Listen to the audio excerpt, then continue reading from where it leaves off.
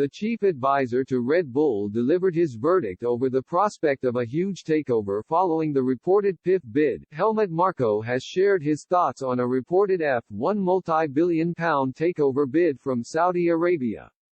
The news of a potential takeover has been in the headlines over the past week or so. Earlier this month, a report from Bloomberg emerged that the Saudi Arabian Public Investment Fund, PIF, had shown interest in the sport. It was claimed that they were prepared to pay a fee around £16 billion to buy F1, but current owners Liberty Media had no interest in selling. Worldwide interest in the sport is on a high, so it's no surprise the sport is subject to lucrative bids. Marko believes the size of that offer, which was supposedly on the table, is a good sign for F1.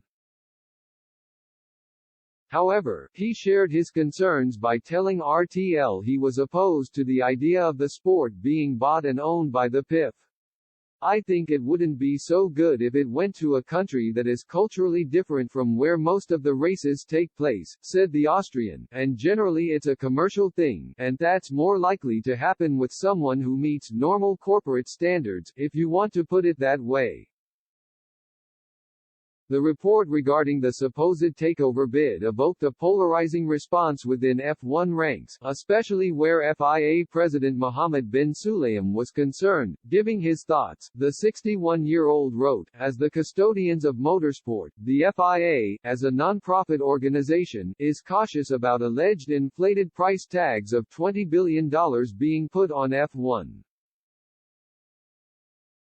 Any potential buyer is advised to apply common sense, consider the greater good of the sport and come with a clear, sustainable plan, not just a lot of money. It is our duty to consider what the future impact will be for promoters in terms of increased hosting fees and other commercial costs, and any adverse impact that it could have on fans."